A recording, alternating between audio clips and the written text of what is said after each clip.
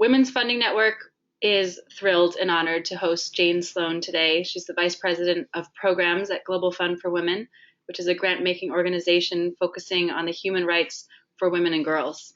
Jane previously worked as the Vice President of Development with Women's World Banking in New York, and prior to that, she was the ED of the International Women's Development Agency, supporting women's rights organizations across Asia and the Pacific region.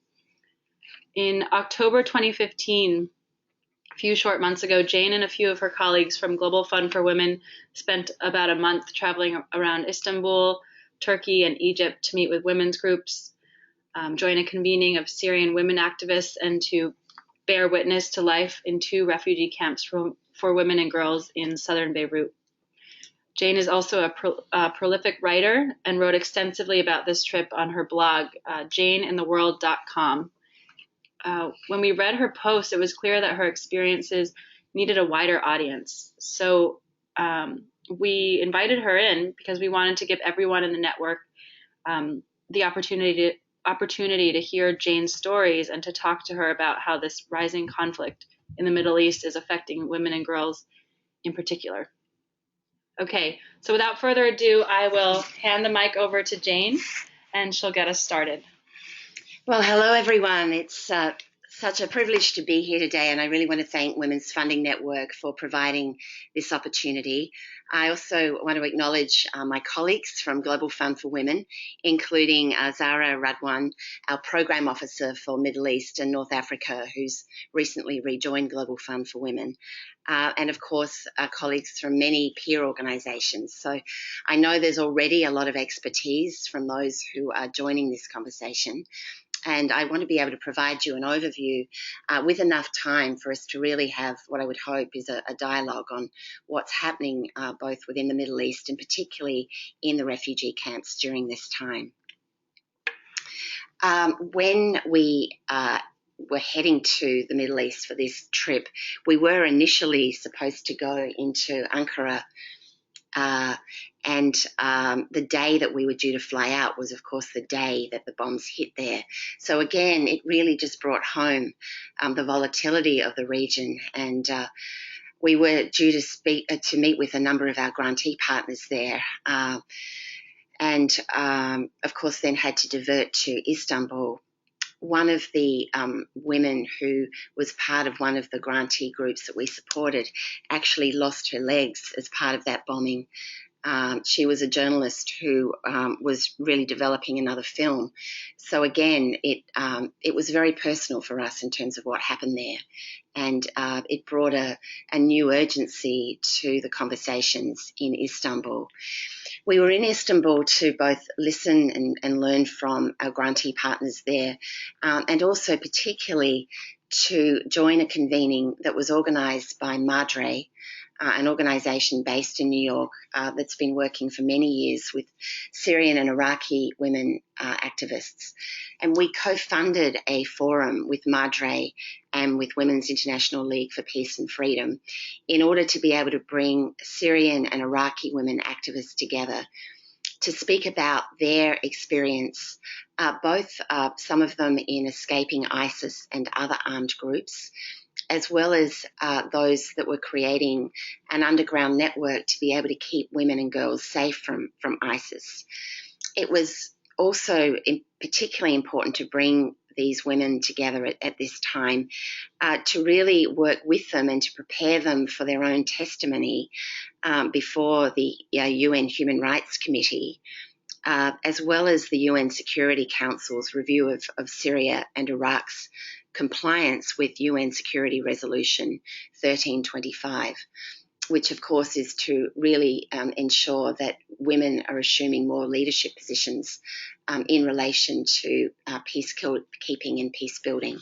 And so it was a really important opportunity to hear the testimony from these women, as well as to support them to forge a closer network, both as Syrian activists, as Iraqi women activists, and to identify what we needed to do as organisations to better support them in their work. And these women were also talking about the need to really create a technology platform so that they could more quickly get information about what was happening on the ground, and to be able to pivot, to be able to dismantle facilities, and to be able to increase access and safe havens for women and girls who were, as I said before, escaping groups and escaping ISIS as well. What was also really important was to hear the testimony of those who had been most affected by ISIS. And there was one young woman who came with a man, a Yazidi young woman, and she actually didn't speak for the whole convening until the last 30 minutes of the convening. And she then stood up 30 minutes before we were due to finish, and she said to us, nearly all of my family has been killed. My mother, my father, two of my brothers. ISIS, they killed all the men. They raped all the women. They raped me. They raped my sister. And I was kept captive until May of 2015.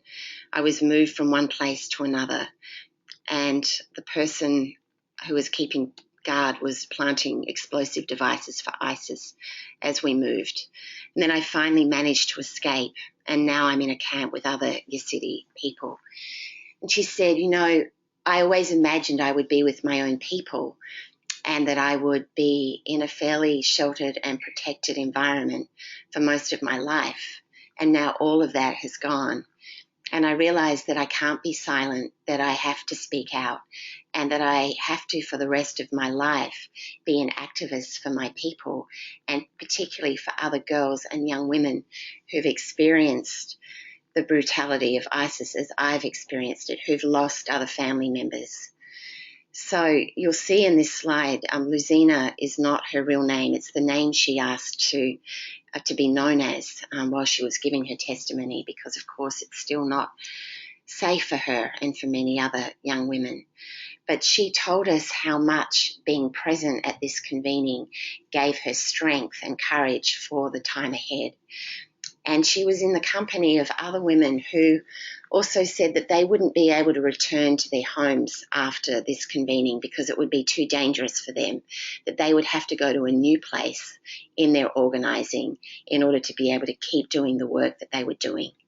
So it was a vitally important convening for these women, both in terms of understanding how they could present their testimony through these United Nations forums, as well as to connect with other women in their community, and to know that they could forge a closer relationship and network in the time ahead. So we spent more time with other grantee partners in Istanbul. I won't talk to you about that today because of the lack of time. We travelled from Istanbul to Beirut in Lebanon to really spend time with our grantee partners that have been working inside the refugee camps. I want to make it clear that Global Fund for Women we're not a crisis organisation. The way that we work is to really support women's rights groups that we've been supporting for many years in terms of their organising and their activism. But because of the crisis, because of the refugee crisis, many of the groups that have been working with refugees have had to expand their work and have had to really deal with just a phenomenal influx of people and particularly women and children that they're dealing with. And so the way that we work is to provide these groups the funding to be able to sustain their activism and the strength of their organising during this time, as well as to, of course, network very closely with other women's groups so that they're not only providing that support on the ground through the services that they provide, but they're also working to influence policies and to be able to change the environment that women and girls experience on the ground. So we visited 2 refugee camps in Lebanon, and those, just again to bring it home, only 3 weeks after we left the camps, one of the areas where we had visited was bombed, and 40 people were killed. That was a couple of weeks before the Paris bombing as well. So again, it just speaks to the incredible volatile environment and fragile conditions in which so many people are living. If you can imagine some 37,000 people crammed into less than a mile, then you've got some idea of how crowded these facilities are. And, of course, they're also built to originally hold only about 3,000 people. So the overcrowding in these camps is just beyond anything that you can possibly imagine. It's also as a result of that overcrowding that the level of violence in the camps is so high. But just to paint a picture for you of what it's like walking into the camps, there are all these electric wires that are just strung together. And because the families in the camps don't have access to any electricity, what they do is they connect up their own electric wires into a system of electric wires. You can see it on the screen now, in order to be able to have some form of power. The problem is that these wires are only a feet or two ahead of when you're walking through, and every couple of weeks someone else gets electrocuted, particularly when it rains. It means that people are stepping in puddles. If the wires are hanging down, then someone else just gets electrocuted. And because of the trauma inside the camps and because of the level of violence, people have just normalised these situations. They just now take it for granted. And it's the same with the other conditions. They've just now reached a position where so much of what happens there is what they see as their lives. And there's a sense of, when you look into the eyes of women and others in the camp when you're walking through, their eyes are just dead. Because they really just feel like there's no hope. There's also no fresh drinking water inside the camps, so it means that all of the water needs to be brought into the camps. People need to be able to earn some form of income in order to be able to access food and water. The lead agency, the lead UN agency, the UN Relief and Work Agency, did have the responsibility of providing basic food and water for people in the camps. But as a result of what's happening in Europe, it means that there is less money now coming to that UN agency, because a lot of the European donors in particular have pulled out that aid funding, and they're redirecting the funding back to their own countries. So it means there's less money in the Middle East being directed to support refugees who are in those camps and just needing access to those basic supplies. I should also say that the Lebanese government has also identified some 70 jobs that refugees aren't entitled to undertake. So it means they're only able to undertake the most menial jobs, dealing with sewage and plumbing, and it's mainly the men who are doing that outside of the camps. And so that's the only form of income that's then brought back into the camps and regenerated within the camps in terms of the micro businesses that are created. As a result of this incredible overcrowding and the frustration and the lack of hope, there's a high level of domestic violence in the camps. And many women spoke to us about the fact that they really felt that it was better that their husbands hit them than hit out at anyone else in the camps. And so they often saw themselves as kind of human shields, protecting others and particularly children from their husband's anger and rage. And as one of the women leading the work of one of our grantee partners said to us, the problems of the parents pour themselves into their children, including the violence perpetuated in the camp. And so it means that creating safe spaces for women to know their rights and to be able to, particularly for Syrian women who in many instances are much more submissive than some of the Iraqi women refugees, some of the Palestinian and Lebanese women refugees in the camps. The Syrian women learning that they have rights and how to advocate to their husbands for their own rights, and also to encourage their husbands to join one of the groups that's also established by some of our grantee partners, so that the men learn how to control their anger and learn that by violating their wives and children, they're also violating themselves. And so that work of really helping families and communities and children to deal with violence in the camps is absolutely critical to them really having a sense of hope, as well as obviously better health and feeling like there's a different kind of life available to them, even in the camp.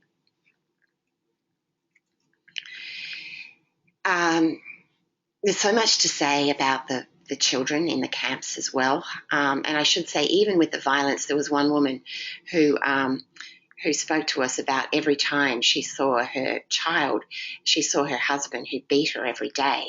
And so, again, providing that psychosocial support and trauma support, so that the women can feel safe and men can feel safe, their children can feel safe.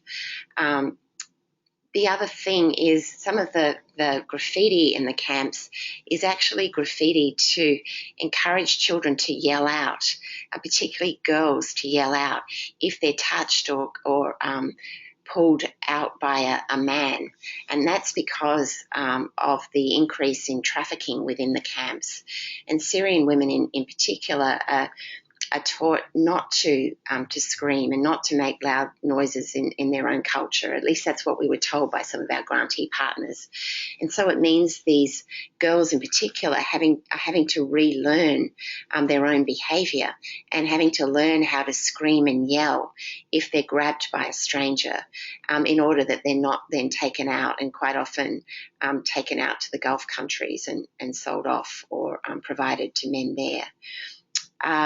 The other thing that is happening more often in the camps, and that we heard about from women's rights groups, is an increase in child marriage, where parents are wanting to keep their daughters safe, and so feeling like the best way is to marry them off so that they feel safe. And so, again, working with parents to really address these ideas of safety and security for their daughters is really important.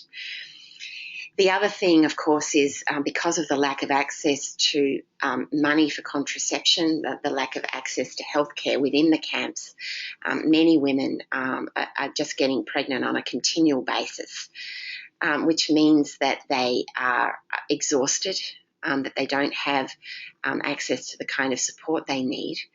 And we also heard from women who had given birth to deformed babies because of that lack of nutrition in the camps and lack of access to support.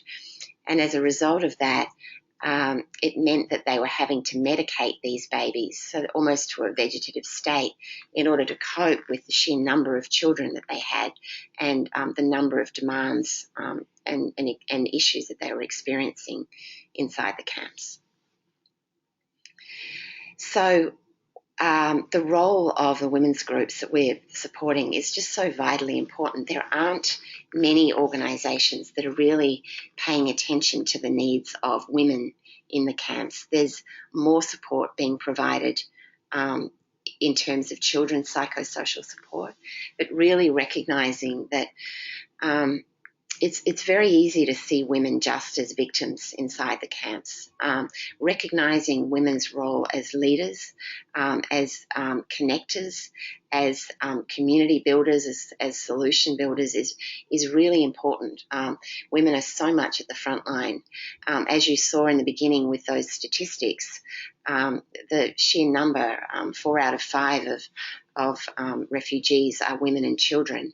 And so women play an absolutely vital role. One of the reasons for that is men are often engaged in the armed groups. They're often involved in getting to Europe to try and then bring the rest of their families along with them. So it means that there's a disproportionate number of women and children in these camps.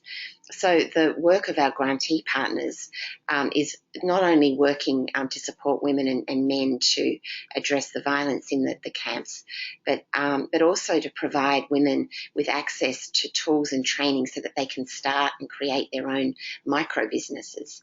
They're not providing money directly to families because they want women to be able to play an active role and to start using their talents and their skills in a dynamic way.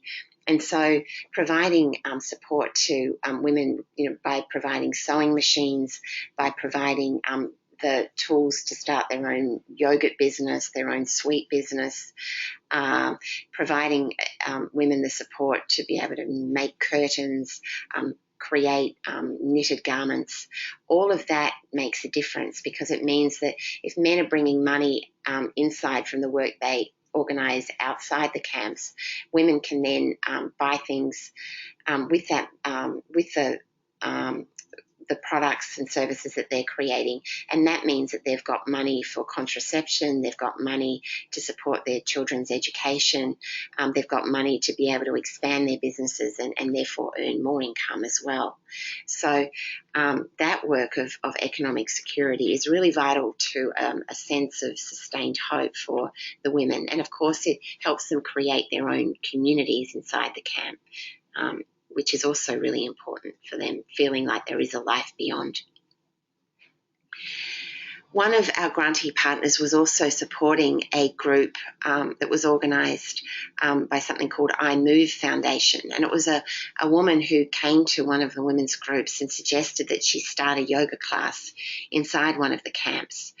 And you'll see here some of the children that are learning yoga moves. It was so incredible to spend time with the children in these yoga classes. And as someone who loves practicing yoga myself, I kind of felt like I was in my element. But what was really important was hearing the testimony of these children, some of whom said, when I first came into the camp, I was drawing pictures of bombs and all my pictures were black. And one of the children was talking about, after coming to these yoga classes, she was drawing flowers and trees with green and different colours, and she was showing me one of these pictures. And it again just spoke about the fact that these classes were giving new life and energy to children. So one of the children said, I've made new friends now. One of the little boys said, I can sleep now, and I'm dreaming of animals and spirit life when I dream. And another young girl said, I feel I am happy when I move.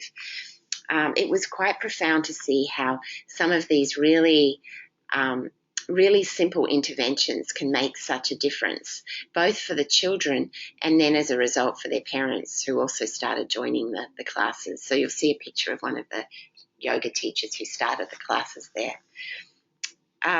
What I think is also really important, and it speaks to the point that I made before about the money that is now being pulled out of the camps in the Middle East and being redirected by donors to the situation in Europe, is the complexity of the situation, but also the fact that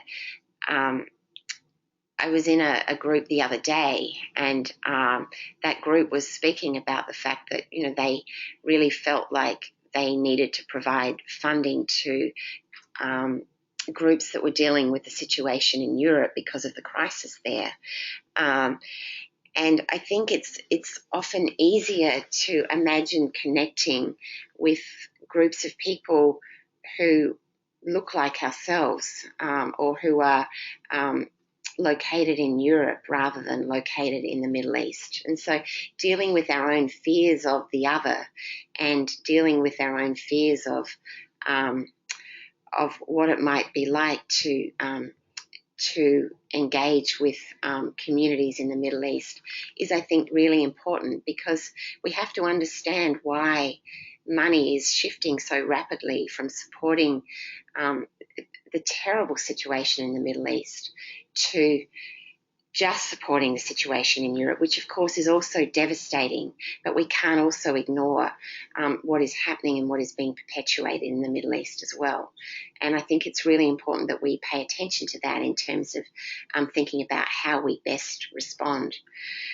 We're also very conscious of the fact that a lot of the funding that is being provided to support the refugee crisis is gender blind, that there isn't often a conversation about how the situation is affecting women and girls differently to men and boys, and really paying attention to those dimensions in the way that that women are involved in coming up with solutions, in the way that girls are impacted, particularly in relation to issues such as trafficking, and how we might better support women's groups that have the deep knowledge and cultural context to be able to engage in those camps, rather than just supporting some of the larger organisations that don't necessarily have those relationships with women on the ground.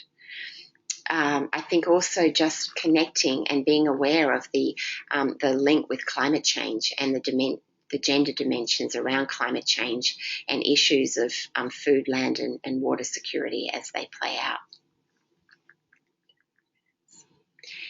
I think also what our grantee partners are doing is really supporting women to not only survive and assume more leadership positions and voice within the camps, but contribute to thinking about the broader policy dimensions and how to influence the policies of the Lebanese government, for instance, in terms of who can work and how they can work, accessing or getting involved in policy dialogues around access to education, access to health care and contraceptive support. So those conversations and support for women in the camps is really vitally important, so that they feel like they are contributing to policies beyond their own life inside the camps. People often ask when they hear about the situation, when you paint the picture of just how dire the conditions are in the camp, and say, well, that's just an overwhelming situation. What can I as one person do? How can I best respond? And there's a number of things that one person can do. There's 5 things that we've just identified for the purposes of this conversation today. One is to just continue the dialogue. If you are able to host your own webinar, invite someone from Global Fund for Women or another organisation that you know is doing great work in the camps and in the Middle East to speak about what's happening, in order to really encourage others to have a better appreciation of the issues that are at stake here, then that would be incredibly valuable. It's really opening up a conversation that helps to open up options and addressing the conflicts that we might have within our own thinking is as important as addressing the conflicts on the ground. Becoming an active advocate on social media is also really important. I mean, social media is really defining a lot of the conversations and the dialogue, and it can also play a really critical role in holding governments and other donors to account. And so recognising how powerful and important that is, and signing on to petitions, making sure that you're tracking the work of Women's Funding Network, Global Fund for Women, both of whom have very active social media presence. Supporting organisations and funding the work of organisations that you know are paying attention to the specific needs of women and children, refugees, but are also going beyond that work and that are helping to support the long-term efforts that will sustain women's and girls' human rights in the region.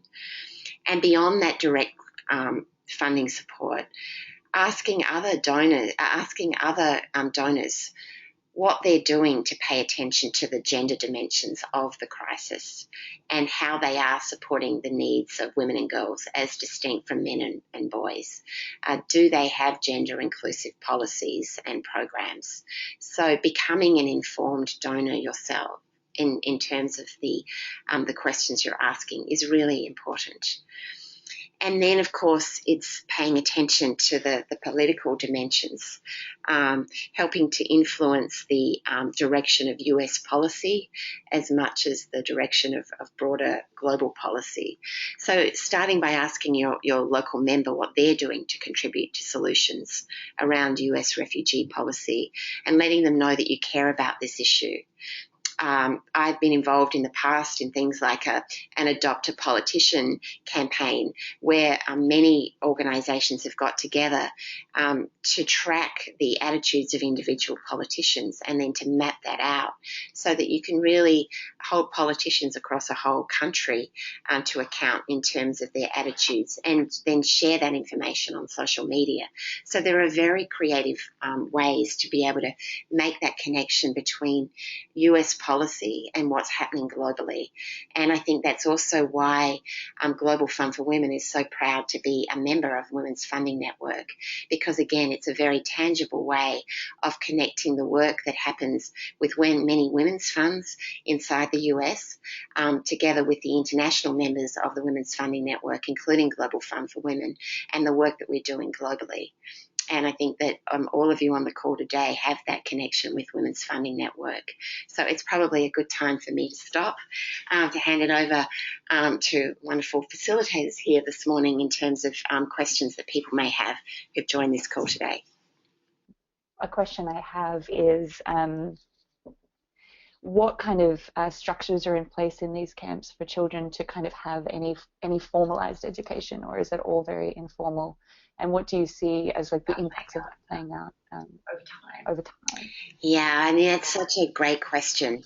There's very little access for families inside the camps to education outside of the camps unless they've got the money and means to be able to make that possible. So it means that that groups, both our grantee partners have been supporting families and groups inside the camps to create that informal education environment. There are people in the camps who are teachers, and so they are really committed to trying to sustain children's education.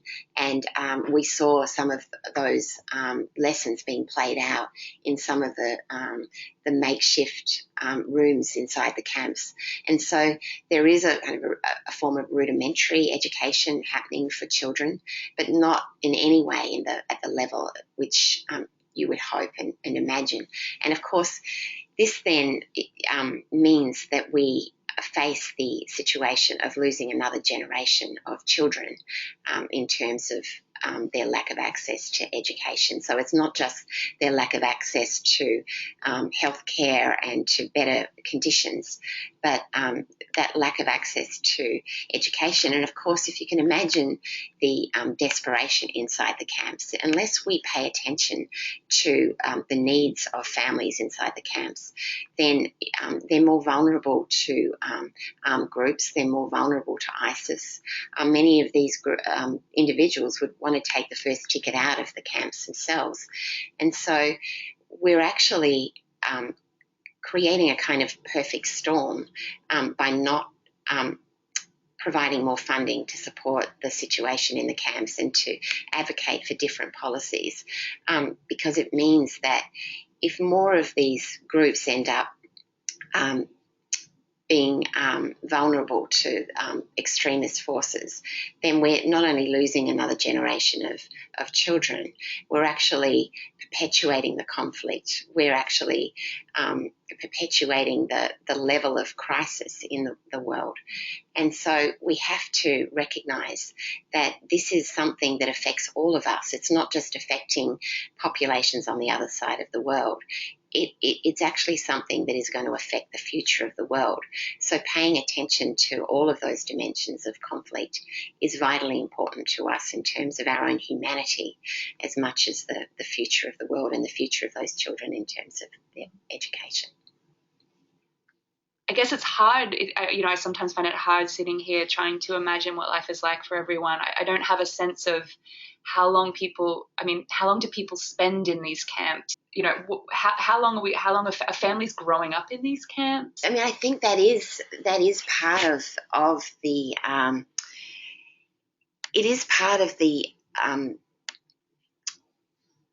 the psychological sense of families inside the camp. You know, there is a kind of a passivity by some families that they are there for, they're likely to be there for a long time. And so that kind of equates to the deadness that I saw in the eyes of many people in the camp, that they recognise that there's not going to be any easy way out soon. And I think that's why the work that women's groups that we're supporting inside the camps is so vital, because they are really reigniting a sense of not only women knowing their own rights, but being able to act upon that. So recognising that even though the situation is dire inside the camps, they still have a choice about their bodies. They still can advocate for their rights to their husbands. They can still create their own businesses. They can still form their own communities. They can still come together to advocate for policy change.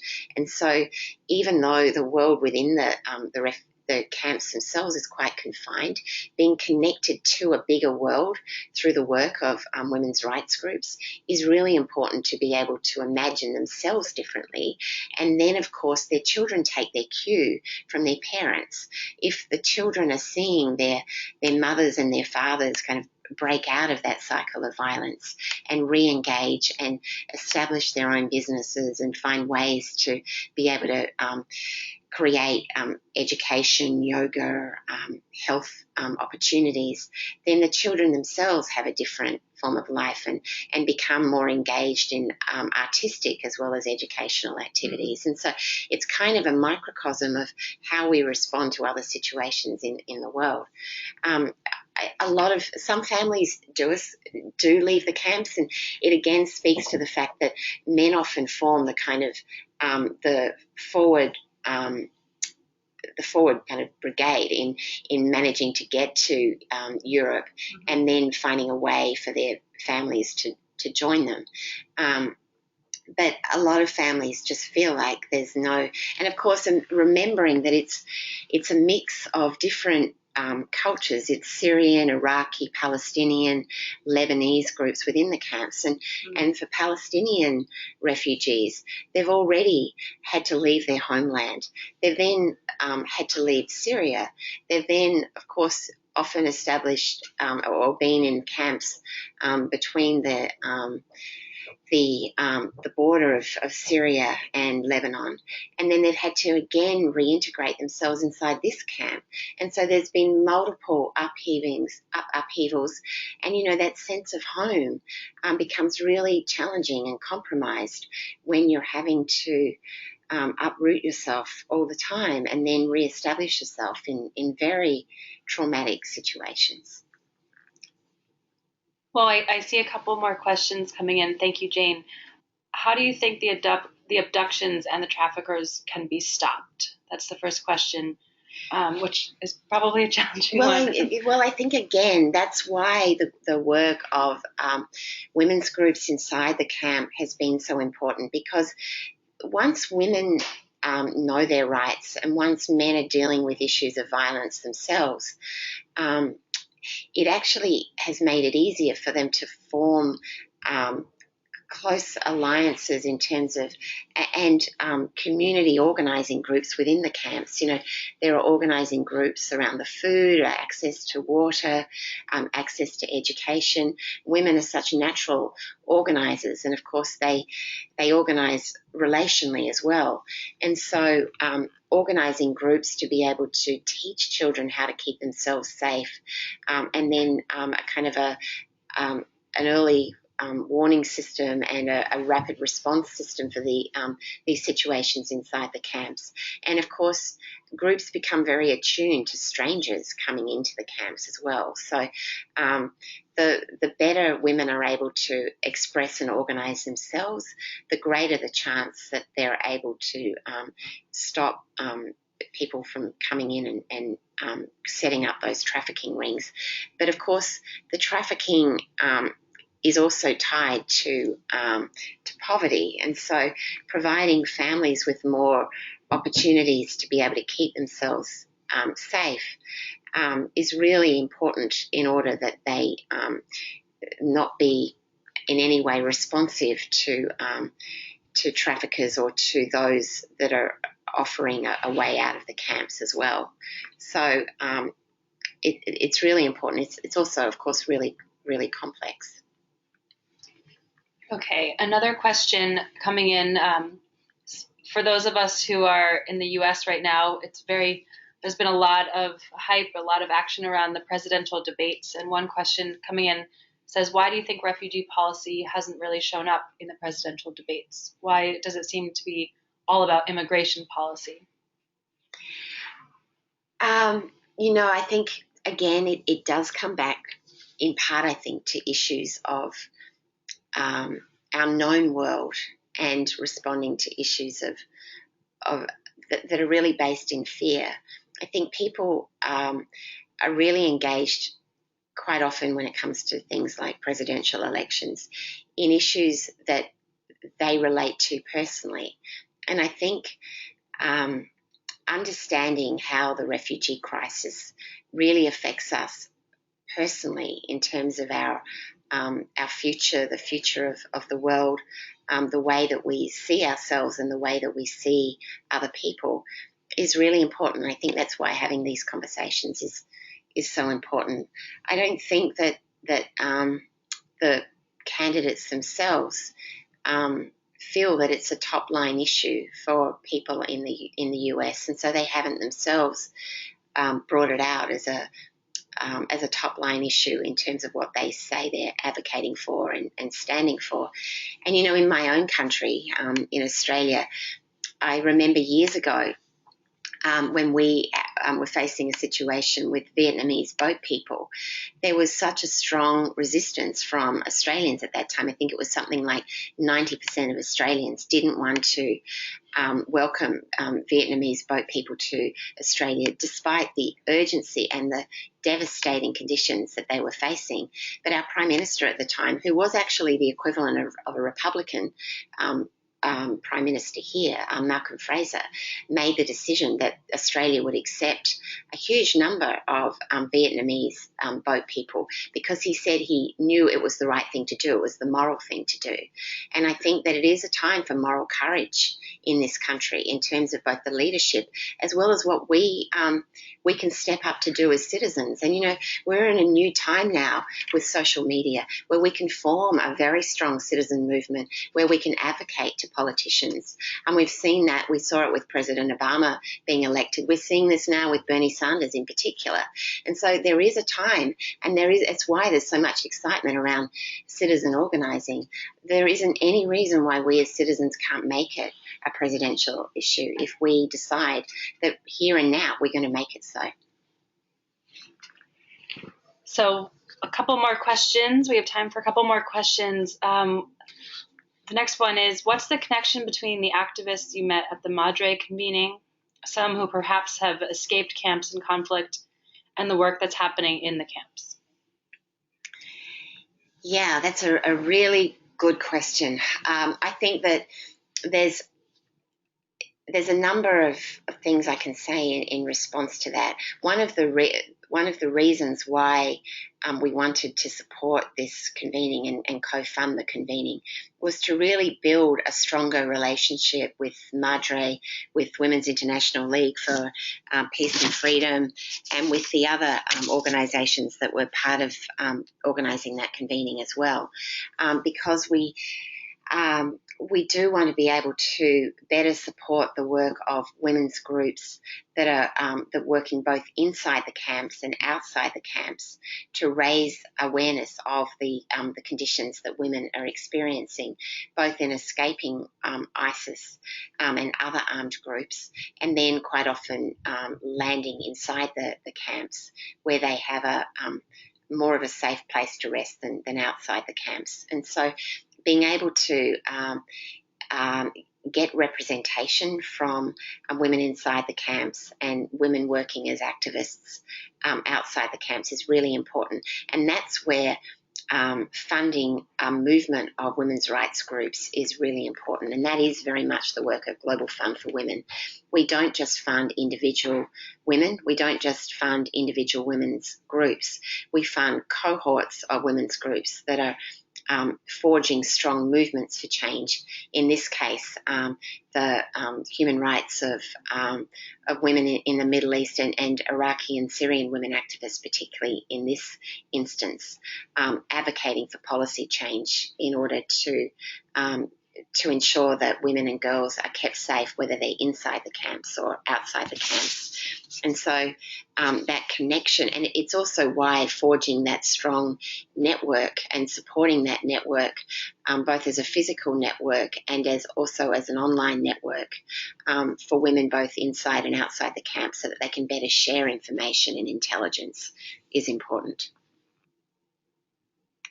One more question coming in. How do people spend their time in the camps? I didn't see a lot of leisure time, I've got to say, for families inside the camps. A lot of the time is spent really dealing with basic necessities. So dealing with, as I mentioned, there's only salty water in the camps, and so there are groups that are responsible for organising bringing that clean water into the camps, quite often in liaison with the UN bodies, but also separate to that, because as I said, there's just not enough funding coming through multilateral organisations.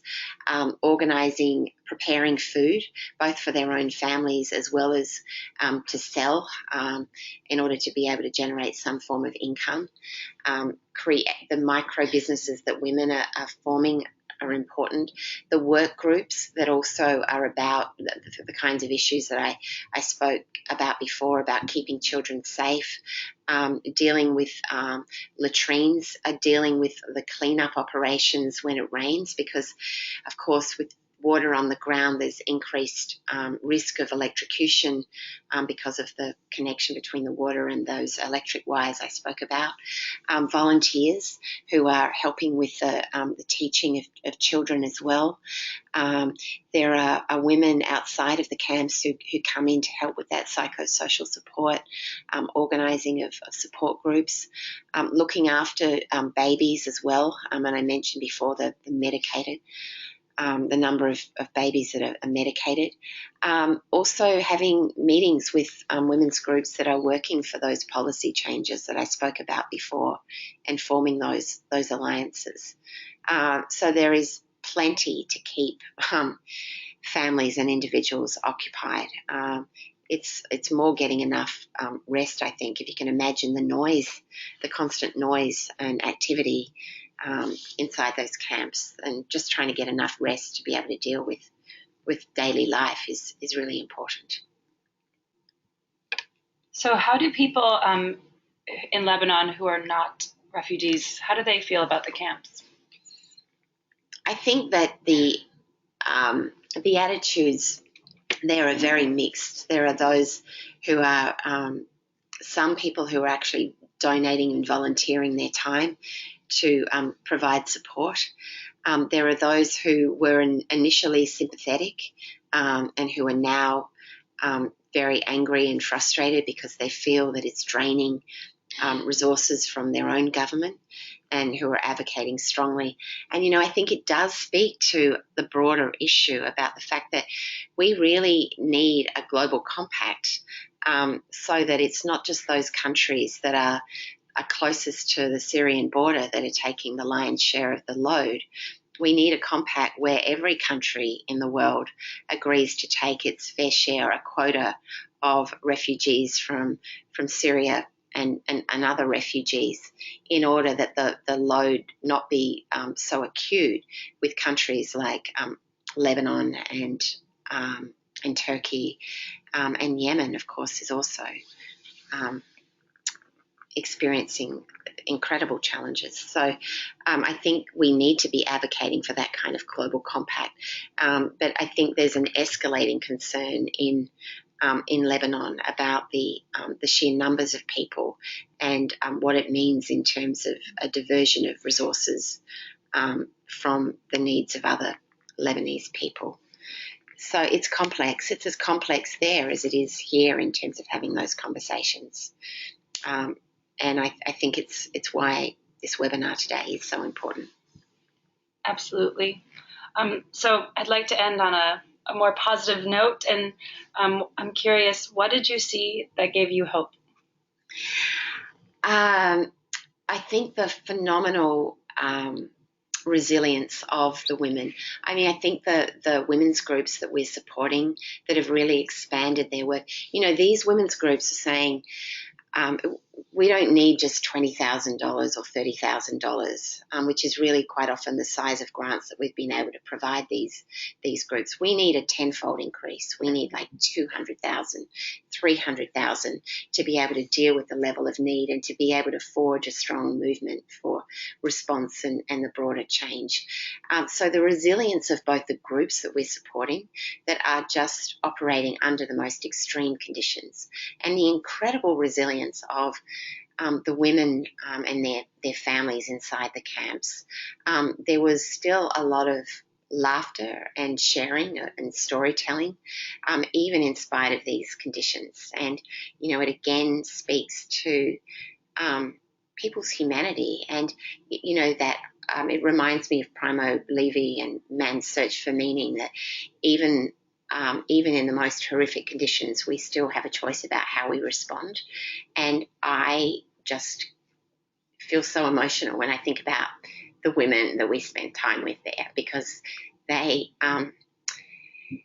even speaking about the deadness in the eyes of women, they were so determined to achieve a better life for themselves and their families. And some of them were coming into their own, in particularly the Syrian women who were realising their rights, understanding and advocating for their rights. And they had a stepped up level of confidence in dealing with their husbands and their families. And I think also, of course, the children, the yoga classes I was saying earlier, it would be so fantastic to create a kind of a yoga without borders, and to have yoga classes inside every refugee camp, because the experience of things like yoga and meditation can't be underestimated in terms of what that means for children's and women's and men's psychological well-being.